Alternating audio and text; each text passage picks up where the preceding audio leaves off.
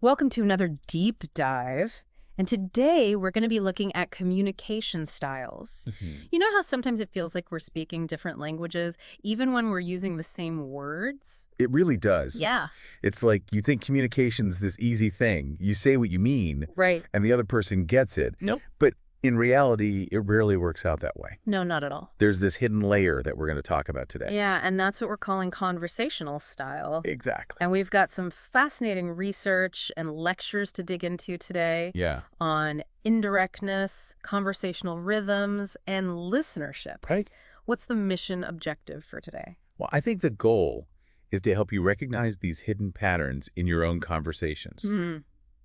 and in the conversations you have with others, Okay. so that once you see them, you can start to understand those frustrating moments Yeah.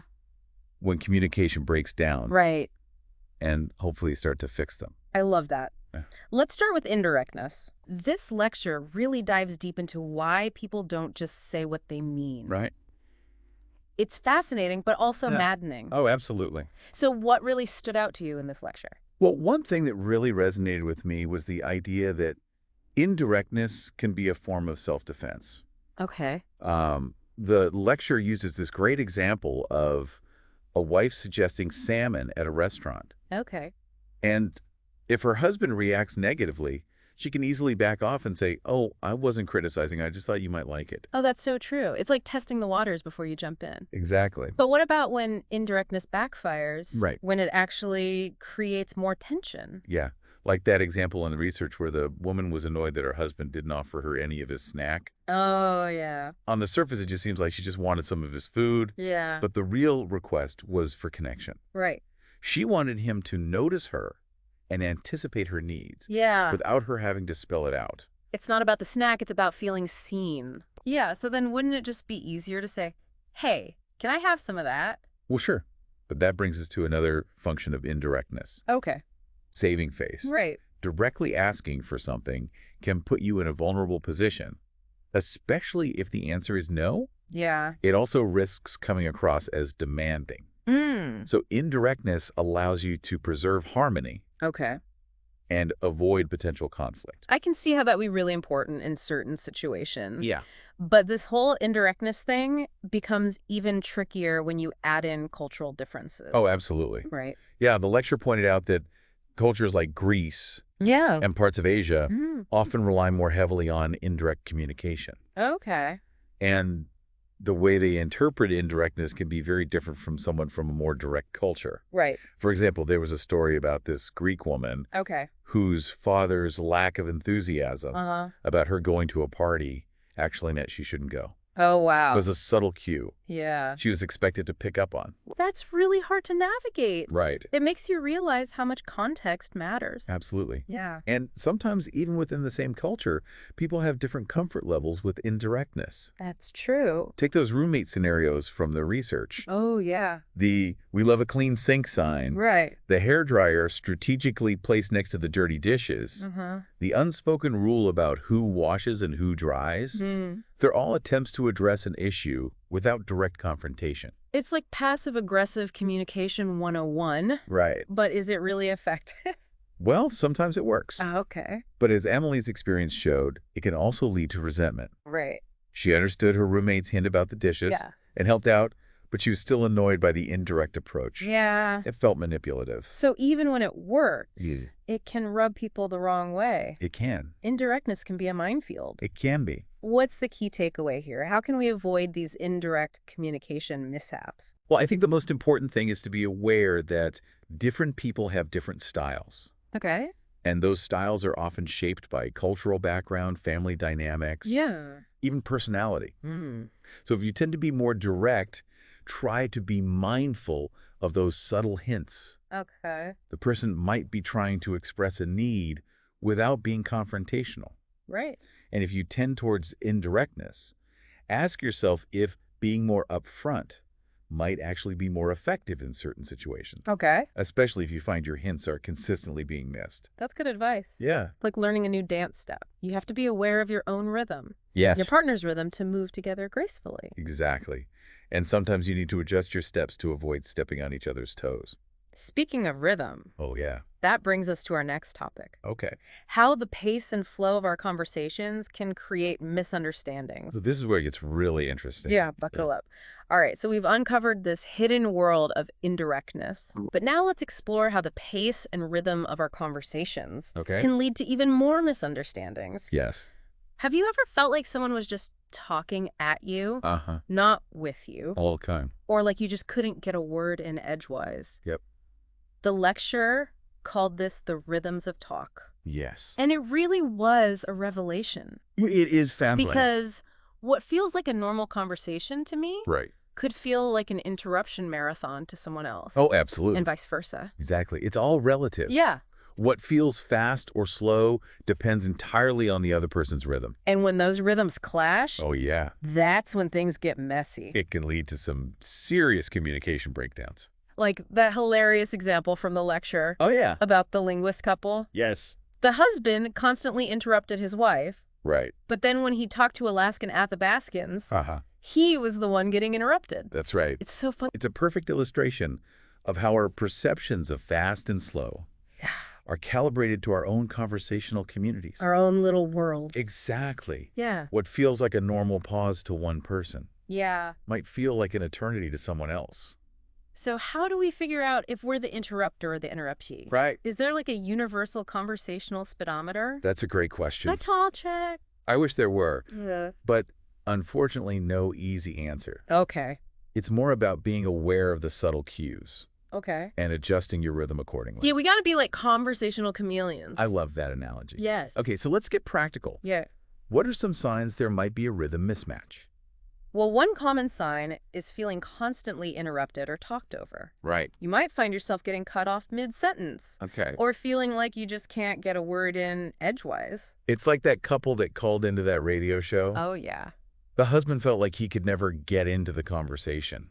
Because his wife was always talking so fast. And overlapping. Yeah, Yeah. but she felt like he was perfectly capable of jumping in Right. if he wanted to. Exactly. So they were just operating from completely different conversational rule books. It sounds like it. Yeah, she was accustomed to that fast-paced, high-involvement style Yes. where overlapping is a sign of engagement, Exactly. not rudeness. Right. He was used to those longer pauses and clearer turn-taking. So it's no wonder they were constantly misunderstanding each other. Not at all. And this highlights how much culture and region play a role in shaping our rhythms. Big time. Like that high involvement style, Yes. often associated with New York City. Uh-huh. What? But actually rooted in Eastern European communication patterns. Oh, interesting. Yeah. It values things like overlapping talk, Okay. expressive intonation, Hmm. and shorter pauses as ways to show enthusiasm Right. and connection. But to someone from a culture that values more measured speech and longer pauses, it could feel very overwhelming. Oh, absolutely. It can even feel aggressive. Which reminds me of that field note from that Italian-American student Oh, yeah. observing a political discussion. It seemed chaotic to her at first.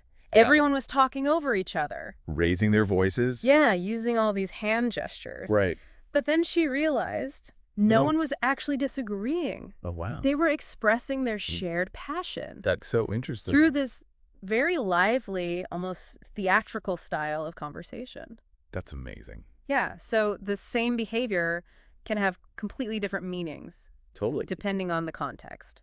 It just goes to show how many misunderstandings can happen Yeah. because we're not attuned to these subtle cultural differences. Exactly. And women can really get penalized Oh, yeah. for using that high involvement style. Absolutely. Yeah. They're often labeled as talking like a man or being too assertive. Which is so unfair. Just because someone talks with energy and enthusiasm doesn't mean they're trying to dominate the conversation. Right. It's just their style. But the research shows that these biases run deep. Oh, yeah, they do. The lecturer mentioned that slower talking groups are often stereotyped negatively, All the time. seen as less intelligent. Right.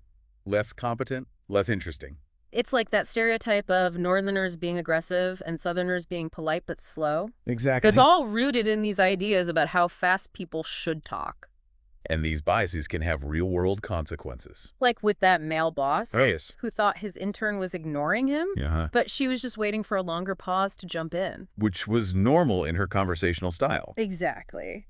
It just shows how easily we jump to conclusions It really does. about someone's personality or competence Yeah. based solely on how they talk. So it's a good reminder to be mindful of our biases Yeah. and to consider that a communication breakdown might be a style clash, not a character flaw.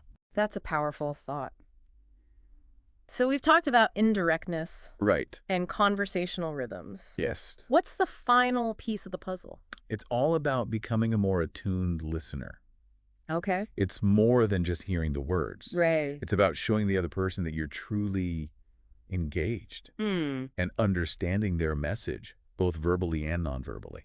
And that can look really different It can. depending on your style Yeah. and the context. Absolutely. Which brings us to our final topic, Okay. listenership. This is a good one. It's amazing how much we communicate I know, right? without ever saying a word.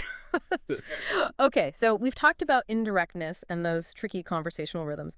But now let's dive into the often overlooked but incredibly important aspect of communication listenership. Because it's not just about passively hearing the words, it's about actively showing the other person. That we're getting their message. Yeah. Yeah. Yeah. And that can involve a whole symphony of subtle cues, right? Oh, yeah. Our body language, Uh-huh. our eye contact. Those little verbal nods, like, well, and yeah. Right. They all contribute to how the other person feels heard. Totally. But just like with indirectness and rhythm, Uh-huh. these signals can get lost in translation. Oh, absolutely. Like that study with the German-American interviewer and the Italian-American interviewee. Oh, yes. The interviewer kept looking away Uh-huh. while listening, Right. thinking he was putting the interviewee at ease. Right. But the interviewee felt like he wasn't interested at all. That's a classic example of what linguists call complementary schismogenesis. Try saying that 5 times fast. I know, right? What does that even mean? Basically, where each person's well-intentioned actions actually escalate the misunderstanding. Okay. It's like they're both turning up the volume on their own conversational style, Interesting. creating this feedback loop of miscommunication. So the interviewer thought he was being respectful by not staring, Right. but the interviewee felt ignored. Exactly. And it's not just about eye contact. Think about those back channel responses. Oh, like the ums and the yeah. Exactly. Or like conversational punctuation, signaling that we're following along. Right. But the amount and the timing of those responses can also create friction. Oh, yeah. Too many. Yeah. And you feel rushed, like the other person's trying to hurry you along. Right. Or too few, Yeah. and you feel like they're not really paying attention. It's a delicate balance. It really is. And that study about the counseling interviews really drove this home. Oh, yeah. What did that show? Well, it showed that white counselors often unintentionally talked down to black students because they weren't getting the expected amount of visual cues It's interesting. and verbal affirmations at the right moments. Oh, so the students felt like they weren't being taken seriously. Exactly. It created this power dynamic. That makes sense. Yeah. It's like that story about the mom from Brooklyn Oh, right. who kept overreacting to her Vermont-raised kids' stories. Yeah. Her enthusiasm was perceived as overbearing. And it actually led to tension instead of connection. Yeah, what feels like the right amount of feedback to one person can be too much for another. Totally. Yeah. Think about Deborah Tannen's experience on the Phil Donahue show. Oh, yeah. What happened there? She noticed that women tend to offer more supportive, tell me more responses Okay. when someone shares a story, Mm-hmm. whereas men are more likely to jump in with their own similar experience. Oh, so it's like one style is all about empathy and encouragement, Right. and the other is about relating and finding common ground. Exactly. Both are valid ways of showing you're listening, Of course. but they can feel very different to the person telling the story. Absolutely. And that reminds me of Robert Bly, Okay. who argued that sometimes people actually prefer a more minimizing response. Really? Yeah, he gave that example of the guy who broke his leg Okay. and actually found his male friend's lack of sympathy more comforting than all the concern he got from women. So there's really no one-size-fits-all approach to listening. That's the main takeaway. It's about understanding those individual differences Absolutely. and adapting accordingly. Wow, we've covered so much today, from indirectness and conversational rhythm We have to all those nuances of listenership. lots of fascinating stuff. What's the most important thing you want our listeners to take away from all of this? Well, I think the main takeaway is that communication is much more complex than we often realize. It's not just about the words we say. It's about all those subtle cues, the pacing, the pauses, the way we show we're listening. Right. They can make or break a connection. Totally. And those cues are often shaped by our cultural background or personal experiences, Hmm. even our personality. So basically, the next time you find yourself feeling frustrated or misunderstood in a conversation, Yeah. take a step back and ask yourself, What? could this be a style clash rather than a personality conflict? Exactly. Because it might just be. That's such a good point. It's like remembering that conversation is a dance. It really is. Sometimes you and your partner are perfectly in sync. Other times you might step on each other's toes. It happened. But by becoming more aware of our own styles and the styles of the people around us, we can Yes. learn to navigate those missteps Absolutely. and create more harmonious connections. And who knows, you might even discover some new dance moves along the way. I love that analogy. Well, that's our deep dive for today. We hope you found it insightful and maybe even a little transformative. Until next time, happy communicating.